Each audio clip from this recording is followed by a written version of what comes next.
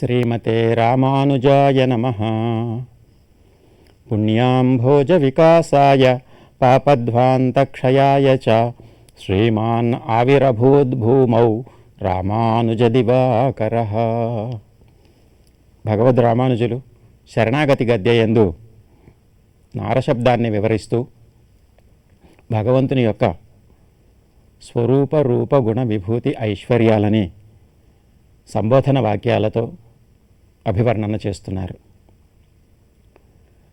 భగవంతుని యొక్క స్వరూపానికి అనురూపమైనటువంటి దివ్యమంగళ విగ్రహం, ఆ దివ్యమంగళ విగ్రహానికి అనురూపములైనటువంటి కళ్యాణ గుణములు ఉన్నట్లే ఆత్మకి ఏ విధముగా గుణములు అనురూపములుగా ఉంటాయో అదేవిధంగా దివ్యమంగళ విగ్రహానికి అనురూపములైనటువంటి దివ్య ఆభరణములని అభివర్ణన చేస్తున్నారు. ఇవి కూడా నారశబ్ద వాచ్యములైనటువంటి నిత్య సమూహములో చేరినటువంటివే అంటూ భగవంతుని యొక్క నఖశిఖ పర్యంతమైనటువంటి ఆభరణ విశేషాలని ఇక్కడ అభివర్ణన చేస్తున్నారు. ఈ సంబోధనలో స్వోచిత వివిధ విచిత్రానంతాశ్చర్య నిత్య నిరవద్య నిరతిశయ సుగంధ నిరతిశయ సుఖస్పర్శ నిరతిశయ ఔజ్వల్య కిరీట మకుట చూడావతంస మకరకుండల గ్రైవేయక హారకేయూరకటక శ్రీవత్స కౌస్తుభ ముక్తా దామోదర బంధన పీతాంబర కాంచీగుణ నూపురాద్య పరిమిత దివ్యభూషణ అనేటువంటి చూర్ణిక ద్వారా భగవంతుని యొక్క దివ్య ఆభరణములు భగవంతుని యొక్క దివ్య మంగళ విగ్రహమునకు అనురూపములైనటువంటివి, ఉచితములైనటువంటివి, తగినటువంటివి. ఔచిత్యము అంటారు. ఔచిత్యము అంటే ఏ సందర్భంలో ఏది ఎలా ఉండాలో అలా ఉండటం ఉచితము అంటారు. భగవంతునికి ఏ శరీరావయవములయందు ఏ రకమైనటువంటి ఆభరణములు ఉచితములో ఆ విధమైనటువంటి ఆభరణ సౌష్ఠవం కలిగినటువంటి దివ్యమంగళ విగ్రహంగా భగవద్ రామానుజులు అభివర్ణన చేస్తున్నారు. విచిత్రములైనటువంటివి. విచిత్రము అంటే ఒక ఆభరణాన్ని చూస్తే ఉన్నట్లుగా ఇంకొక ఆభరణం ఉండదు. భిన్న భిన్నమైనటువంటి స్వరూప స్వభావములు కలిగినటువంటి వాటిని విచిత్రములు అంటారు. అనంత ఆశ్చర్యములైనటువంటివి, ఆశ్చర్యాన్ని కలిగిస్తాయి. ఒకదాన్ని చూసినప్పుడు ఉన్నటువంటి భావన మరి యొక్క ఆభరణాన్ని చూసినప్పుడు భిన్నంగా ఉంటుంది. భగవంతుని యొక్క శంఖాన్ని చూస్తే ఒక రకమైనటువంటి భావన కలిగితే భగవంతుని యొక్క చక్రాన్ని చూస్తున్నప్పుడు ఇంకొక రకమైనటువంటి భావన కలుగుతుంది. ఇది ఆయుధముల విషయంలో ఉన్నది. అదేవిధంగా భగవంతుని యొక్క ఆభరణముల యందు కూడా కిరీటము నుంచి శిరోధార్యమైనటువంటి ఆభరణం నుంచి పాదధార్యమైనటువంటి నూపురం వరకు కూడా ఒక్కొక్క ఆభరణము విచిత్రముగా ఉన్నాయి. అలాగే నిత్యమైనటువంటివి, నిరవధ్యములైనటువంటివి, నిరతిశయ సుగంధాదులు కలిగినటువంటివి. నిత్యము అంటే ఒక కాలంలో ఉండి ఇంకొక కాలంలో లేనిది అనుకున్నాం. అంటే ఒకరి చేత చేయబడి ఒక సమయమునందు తర్వాత ధరింపబడినటువంటిది అయితే అంతకంటే ముందు కాలంలో ఉండనిది అని అవుతుంది. కానీ భగవంతుని యొక్క దివ్యాభరణములకి ఆది లేదు, అంతము లేదు. భగవంతుని వలె భగవంతుని యొక్క సమస్తములైనటువంటి వస్తువులు నిత్యములే అని చెప్పడానికి నారపదార్థములుగా వీటన్నిటిని అభివర్ణన చేస్తున్నారు. నిరవధ్యములు, అవధ్య అంటే దోషము, ఏ రకమైనటువంటి దోషము లేనటువంటివి. సామాన్యమైనటువంటి ఆభరణములకు ఉండేటువంటి మాలిన్యాది దోషములు ఏవి భగవంతుని యొక్క దివ్యాభరణములు యందు లేవు. నిరతిశయమైనటువంటివి, దీనికంటే గొప్ప ఆభరణము ఏది ఎక్కడ లోకంలో కనపడదు. అందుకోసం దీన్ని నిరతిశయము అన్నారు. అంటే ఇందులో నిరతిశయమైనటువంటి సౌగంధ్యము, అలాగే నిరతిశయమైనటువంటి సుఖస్పర్శ, నిరతిశయమైనటువంటి ప్రకాశము, ఔజ్వల్యము, ఈ మూడు గుణాలు ఉన్నట్లుగా అభివర్ణన చేస్తున్నారు. ఆభరణాన్ని ధరిస్తే అది శరీరానికి ఆనందాన్ని కలిగించాలి. శైత్యాది గుణములు ఆభరణాన్ని ప్రకాశింపచేస్తున్నాయి. ఆభరణము దివ్యమంగళ విగ్రహం వల్ల ప్రకాశిస్తుంది, దివ్యమంగళ విగ్రహము ఆభరణముల వల్ల ప్రకాశిస్తుంది. ఈ రెండు రకాలైనటువంటి గుణాలు ఉన్నాయి. భగవంతుని యొక్క దివ్యమంగళ విగ్రహము శరీరము స్వయం ప్రకాశమానమైనది. దాని యందు ఉన్నటువంటి ఆభరణములు కూడా ఆ ప్రకాశం చేత ప్రకాశింపబడుతున్నాయి అని అర్థము.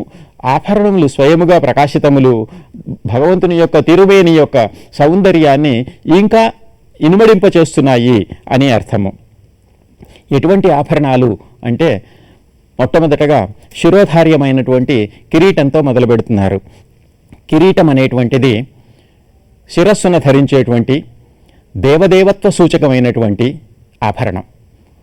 భగవంతుడు కిరీటాన్ని ఎందుకు ధరిస్తాడు అంటే ఆ కిరీటాన్ని చూచి కిరీటము కలిగినటువంటి వారందరూ తలలు వంచటం కోసం. భగవంతుడు దేవాధిదేవుడు, సర్వ దేవదేవుడు. దేవతలుగా ఉన్నటువంటి ఇంద్రాదులందరూ కూడా భగవంతుని దగ్గరికి వచ్చి తల వంచుతారు. వారి తలల యందున్నటువంటి మకుటములన్నీ వంచబడితే భగవంతుని యొక్క కిరీటము ఒక్కటి మాత్రమే ఊర్ధ్వాన్ని సూచిస్తూ ఉంటుంది. అంటే భగవంతునకు ఊర్ధ్వలోకములన్నిటితోనూ ప్రభుత్వమున్నది అని తెలియజేసేటువంటి సర్వేశ్వర సూచకమైనటువంటిది కిరీటం. ఇది శిరస్సున ధరింపబడుతుంది. తరువాత మకుట, కిరీటము యొక్క అగ్రభాగాన్ని మకుటము అంటారు. కిరీటముతో పాటే కిరీటము పైన ఉండేటువంటి మకుటము కూడా చాలా గొప్పతనాన్ని తెలియచేసేటువంటిది. అలాగే చూడావతంస, కిరీటము శిరస్సున ఉంటే శిరస్సున అలంకరించినటువంటి కేశపాశమునకు ఆభరణముగా చూడావతంసము, జడకి పెట్టేటువంటి ఆభరణంగా కేశములన్నిటినీ బంధించినప్పుడు కేశపాశానికి అలంకరించేటువంటి ఆభరణంగా చూడావతంసము అని ఒక ఆభరణ విశేషం. అలాగే మకర కుండల, చెవులకు పెట్టుకునేటువంటి ఆభరణములు మకర కుండలములు. గ్రైవేయక, గ్రీవ కంఠానికి అలంకరింపజేసేటువంటి హారములను గ్రైవేయకములు అంటారు. హార, హృదయ పర్యంతము లంబమానములుగా అలంకరింపబడేటువంటి వాటిని హారములు అంటారు. కేయూర, భుజములకు ధరించేటువంటి కీర్తి ప్రతీకలని, భుజకీర్తులని కేయూరములు అంటారు. అలాగే కటక, ముంజేతికి ధరించేటువంటి కంకణముల వంటి వాటిని కటకములు అంటారు. అలాగే శ్రీవత్స, శ్రీవత్సము అనేటువంటిది స్వామి యొక్క హృదయంలో ఉండేటువంటి, హృదయ సీమయందు ఉండేటువంటి ఒక పుట్టుమచ్చ. దీన్ని కూడా ఆభరణాలతో పోల్చారు. స్వామి యొక్క శరీరంలో ఉండేటువంటి ఒక పుట్టుమచ్చని కూడాను ప్రత్యేకంగా ఒక దివ్య ఆభరణంగా, స్వామి యొక్క దివ్య మంగళ విగ్రహ శోభని అతిశయితం చేసేటువంటి, పెంపొందించేటువంటి ఒక ఆభరణంగా ఈ పుట్టుమచ్చని కూడా అభివర్ణన చేశారు. శ్రీవత్స కౌస్తుభ, హృదయంలో ధరించేటువంటి నీలమణికి కౌస్తుభం అని పేరు. ముక్తాదామ, ముత్యాల హారములు, ఏకసరములు, త్రిసరములు, పంచసరములుగా ఉన్నటువంటి అనేకములైనటువంటి ముక్తాహారములు. దామోదర, ఉదరానికి చేసినటువంటి బంధము, ఉదరబంధనము. హారములన్నిటినీ ముక్తాదామములు అని. ఉదరబంధము, ఉదరబంధము అంటే నడుముకి పెట్టేటువంటి ఒక ఆభరణ విశేషం. ముక్తాదామ, ఉదరబంధన, పీతాంబర, స్వామి యొక్క వస్త్రము పీతవర్ణములో ఉంటుంది. అందువలన స్వామికి పీతాంబరుడు, ఆయన వస్త్రము కూడా ఆయనకి ఆభరణమే అయింది. కాంచీ గుణ, దానికి ఉండేటువంటి మొలత్రాడు, మొలనూలు అంటారు, మొలత్రాడు. నూపుర, పాదములకు ఉండేటువంటి ఆభరణములు. ఈ విధంగా అనేకములైన ఆభరణములు, ఇంకా అంగుళీయకములు, యజ్ఞోపవీతాదులు భగవంతునికి ఆభరణములుగానే అభివర్ణింపబడ్డాయి. ఈ విధముగా అనేకములైనటువంటి దివ్యభూషణ ఆభరణములతో అలంకరింపబడినటువంటి తిరుమేని కలిగినటువంటి వాడా అని భగవంతుని యొక్క దివ్య ఆభరణములు కూడా నారశబ్దములలో ప్రతిపాదింపబడేటువంటి వస్తువులుగా అభివర్ణన చేశారు. తరువాత భగవంతుని యొక్క దివ్య ఆయుధములను కూడా నారశబ్దవాచ్యములుగా తెలియచేస్తున్నారు. అవి కూడా నశించనటువంటి వస్తువులే. వీటన్నిటికీ కూడా భగవంతుడు ఆశ్రయభూతుడైనటువంటి వాడు, భగవంతుడు దివ్య స్వరూపానికి అయనభూతుడైనటువంటి వాడు. అంచేత అది కూడా నారశబ్దం చేత తెలియబడుతుంది. ఇంకా దివ్య మంగళ విగ్రహము నారశబ్దం చేత తెలియబడుతుంది. భగవంతుని యొక్క గుణములు, దివ్య గుణములు, అవి కూడా నారశబ్దం చేత తెలియబడతాయి. భగవంతుని యొక్క ఆభరణములు నారశబ్దముల చేత తెలియబడతాయి. భగవంతుని యొక్క దివ్య ఆయుధములు, అవి కూడా నారశబ్దము వాచ్యములే. అలాగే భగవంతుని యొక్క పట్టమహిషి అయినటువంటి మహాలక్ష్మి, నీల, భూదేవి, వీరు కూడా నారశబ్దవాచ్యములే. భగవంతుని సేవ చేసేటువంటి పరిజనము, వీరందరూ కూడా నారశబ్దవాచ్యములే. భగవంతుడు ఉండేటువంటి దివ్య విభూతి అయినటువంటి శ్రీవైకుంఠము కూడా నిత్యము ఉన్నటువంటి వస్తువే కాబట్టి నిత్య సమూహంలో చేరినటువంటిది. అలాగే ఈ లోకము బ్రహ్మాండమంతా దీని యొక్క సృష్టి స్థితి సంహారాలు ఇవన్నీ కూడా నారశబ్దంలో చేరి వీటన్నిటికీ స్థానమైనటువంటి వాడు నారాయణుడు అని అభివర్ణన చేస్తూ నారాయణ శబ్దాంతర్గతమైనటువంటి నారశబ్ద అభివర్ణలలో ఇప్పుడు భగవంతుని యొక్క దివ్య ఆయుధ వర్ణనని చేస్తున్నారు. స్వరూపానురూప అచింత్య శక్తి శంఖ చక్ర గదా అశి శార్ంగాద్య సంఖ్యేయ నిత్య నిరవధ్య నిరతిశయ కళ్యాణ దివ్యాయుధ. భగవంతుని యొక్క ఆయుధములు కూడా దివ్యములు. దివిభవం అంటే ప్రాకృతములైనటువంటివి కావు. ప్రకృతి సంబంధం వల్ల ఏర్పడేటువంటి వాటికి నాశం ఉంటుంది కనుక నాశము లేనటువంటి ఆయుధములని దివ్యాయుధములు అన్నారు. ఇవి భగవంతుని స్వరూపానికి అనురూపమైనటువంటివి. శంఖచక్రములు, గద, శార్ంగము, అసి అని చెప్పబడేటువంటి ఈ పంచ ఆయుధములను కలిపి ప్రతిదినము స్తోత్రం చేయటం అనేటువంటి ఒక సంప్రదాయం ఉన్నది. పంచాయుధి స్తోత్రం అని భగవంతుని యొక్క స్వరూపాన్ని తెలియచేస్తుంది. భగవంతుని యొక్క శంఖము పాంచజన్యమని పేరు, భగవంతుని యొక్క చక్రానికి సుదర్శనము అని పేరు, భగవంతుని యొక్క గదకి కౌమోదకి అని పేరు, భగవంతుని యొక్క ధనుస్సుకి శార్ంగం అని పేరు, భగవంతుని యొక్క ఖడ్గానికి నందకము అని పేరు.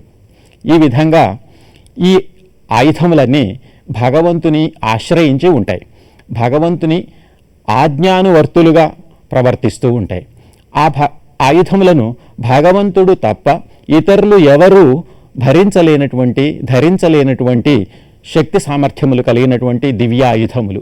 అందుచేతనే సర్వేశ్వరుడు నిరంతరము శంఖచక్రాది ఆయుధములను తాను ధరించే ఉంటాడు. కానీ వాటిని ఎక్కడైనా ఒకచోట నిక్షేపం చేసి అవసరానికి తీసుకుని ఉండేటువంటి స్వభావం కాదు.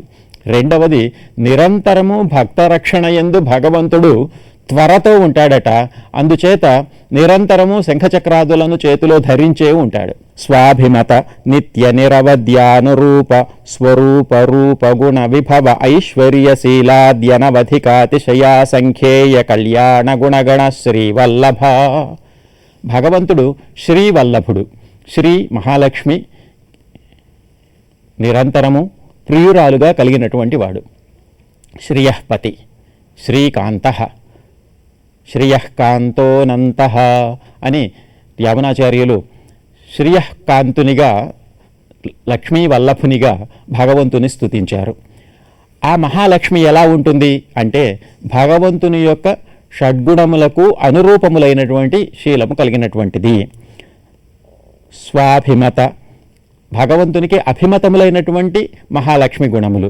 మొదటి చూర్ణికయందే భగవన్నారాయణాభిమతానురూప అని చెప్పినప్పుడు భగవంతుడైనటువంటి నారాయణునికి అభిమతములు అనురూపములు అయినటువంటి గుణగణములు కలిగినటువంటి మహాలక్ష్మి అని అభివర్ణన చేశారు. ఇక్కడ దాన్ని ప్రస్తావన చేస్తున్నారు.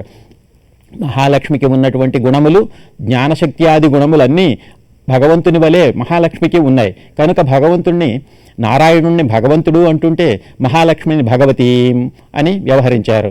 భగవతీం శ్రియం దేవీం అని ప్రథమ చూర్ణికా నిర్వాహం. ఆవిడ ఎందున్నటువంటి గుణములన్నీ కూడా భగవంతునికి అనురూపములైనటువంటి గుణములు, భగవంతుని రూపానికి అనుగుణంగా ఉంటున్నటువంటి గుణాలు.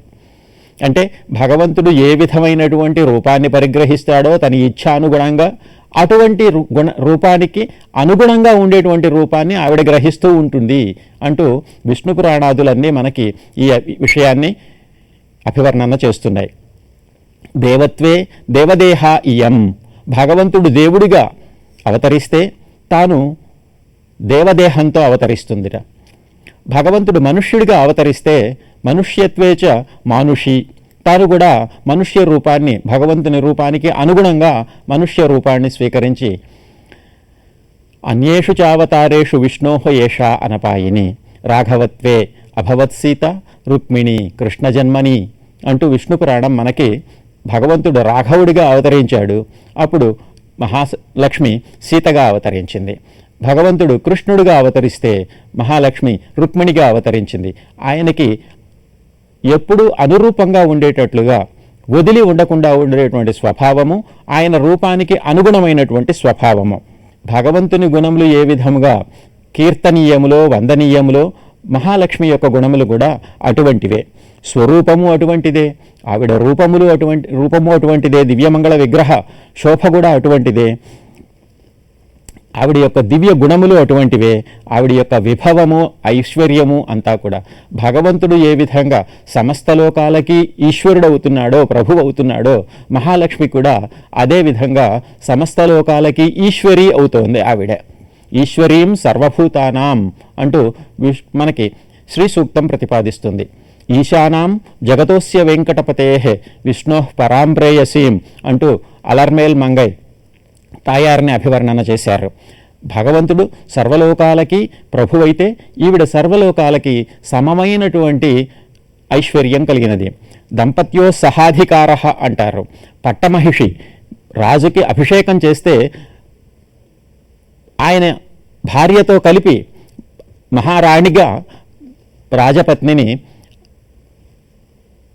అభిషేకించటం అనేటువంటిది లోక వ్యవహారం.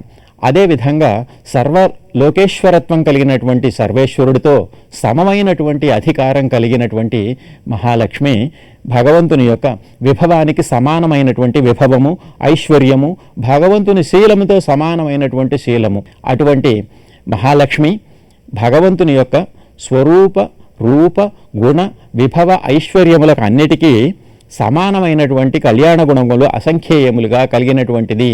అటువంటి శ్రీవల్లభ అంటూ భగవంతుడిని సంబోధన చేస్తున్నారు. అంటే మహాలక్ష్మి కూడా నారశబ్ద వాచ్యురాలయ్యింది. ఇప్పుడు నశించినటువంటి పదార్థాల్లో, భగవంతుని ఆశ్రయించి ఉండేటువంటి వాటిల్లో, భగవంతునికి స్థానముగా ఉండేటువంటి వస్తువులలో మహాలక్ష్మి కూడా, అలాగే మహాలక్ష్మితో పాటు ఇతర దేవేరులుగా ఉన్నటువంటి భూనీళాదులు, ఏవం భూత భూమి నీళా నాయక, మహాలక్ష్మి ఏ విధంగా ఉందో అదే విధంగా భగవంతుని యొక్క సమస్త గుణములకు అనురూపంగా ఉండేటువంటి గుణములు కలిగినటువంటి భూదేవి, నీలాదేవి అని చెప్పబడేటువంటి ముగ్గురు భగవంతుని యొక్క దేవేరులుగా, వారిలో మహాలక్ష్మి పట్టమహిషిగా ప్రత్యేకముగా అభివర్ణించబడింది. శ్రీ హ్రీశ్చతే లక్ష్మీశ్చ పత్న్యౌ అంటూ పురుష సూక్తంలో మహాలక్ష్మి యొక్క స్వభావాన్ని, భగవంతుడు హ్రీ శ్రీ అని రెండు రకములైనటువంటి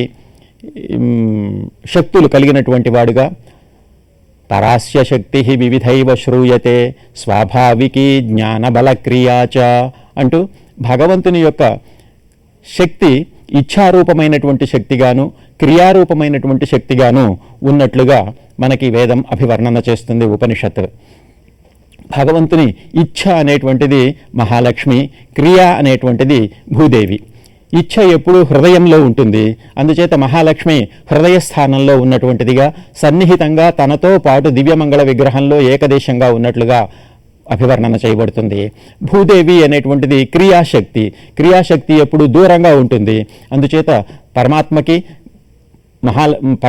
మహిషి అయినటువంటి భూదేవి దూరంగా ఉన్నట్లుగా కనపడుతుంది. ఈ విభూతిలో ఉన్నట్లుగాను, ఆవిడ నిత్య విభూతిలో ఉన్నట్లుగాను అభివర్ణన జరుగుతుంది. కాబట్టి మహాలక్ష్మి, అదేవిధంగా భూదేవి, నీలాదేవి అని చెప్పబడేటువంటి ఈ ముగ్గురు కూడా నారశబ్దవాచ్యములుగా భగవద్ రామానుజులు ఇక్కడ అభివర్ణన చేస్తున్నారు. అదేవిధంగా భగవంతుని యొక్క దివ్య పరిజనము, వీరందరూ కూడా భగవంతుని యొక్క స్వరూపానికి, భగవంతుని యొక్క అభిమతానికి అనురూపంగా ఉండేటువంటి వారు. స్వచ్ఛందానువృత్తి స్వరూపస్థితి ప్రవృత్తి భేదాశేషశేషతైకరతి రూప నిత్య నిరవధ్య నిరతిశయ జ్ఞాన క్రియైశ్వర్యాద్యనంత కళ్యాణ గుణగణ శేషశేషాశన ప్రముఖ నానావిధానంత పరిజన పరిచారికా పరిచరిత చరణయుగళ అంటూ భగవంతుణ్ణి అనంతములైనటువంటి, అనేకులైనటువంటి అనంత గరుడ విశ్వక్సేనాది పరిజనుల చేత సేవింపబడుతున్నటువంటి పాదపద్మములు కలిగిన వాడుగా మనకి వివరిస్తోంది. భగవంతుని యొక్క స్వచ్ఛందానికి అనురూపంగా, భగవంతుని యొక్క ఛందస్సు మనస్సు ఏ విధంగా అనుకుంటే, తాను ఏ విధమైనటువంటి కైంకర్యం కావాలి అనుకుంటే ఆ విధమైనటువంటి కైంకర్యం చేసేటువంటి వారుగా అనంతగరుడ విశ్వక్సేనాదులు ఉన్నారట. అనంతుడు అంటే సాక్షాత్ ఆదిశేషుడే. ఈ ఆదిశేషుడు ఎప్పుడూ కూడాను భగవంతునికి ఏ విధమైనటువంటి కోరిక ఉంటుందో ఆ విధమైనటువంటి కైంకర్యం చేస్తూ ఉంటాడట. ఆయన మనసులో ఉన్నది ఉన్నట్టుగా ఈయన గ్రహించి చెప్పకముందే చేసేస్తూ ఉంటాడట. అందుచేత ఈయన్ని నిరంతరము ఆయనకి సంబంధించిన వాడు శేషుడు అన్నారు. శేషుడు అంటే ఆయనకి సంబంధించిన వాడు అని అర్థము. ఏ పని చేయాలన్నా నిరంతరము నేను అని ముందు పడేటువంటి స్వభావం కలిగి కైంకర్యాన్ని చేస్తూ ఉంటాడట. కింకరహ అంటే కిం కరోమి అని నిరంతరము తహతహలాడేటువంటి వాళ్ళని కింకరులు అంటారు. భగవంతునికి ఎటువంటి సేవ చెయ్యను అని సేవని నిరంతరము అపేక్షించేటువంటి వారు కింకరులు. అటువంటి కింకరులు చేసేటువంటి సకల విధములైనటువంటి సేవలకు కైంకర్యములు అని పేరు. ఈ కైంకర్యములు ఆదిశేషుడు ఎలా అనుష్ఠిస్తున్నాడు అంటే ఆయనకి ఏ విధమైనటువంటి అవసరం ఉంటే తనని ఆ విధంగా మార్చుకునేటువంటి శక్తి సామర్థ్యాలు కలిగిన వాడట. అందువల్ల ఆయన్ని చేస్తున్నటువంటి పనులని చూసి శేషుడు అన్నారు అందరూ అంటూ యమునాచార్యులు మనకి స్తోత్రరత్నంలో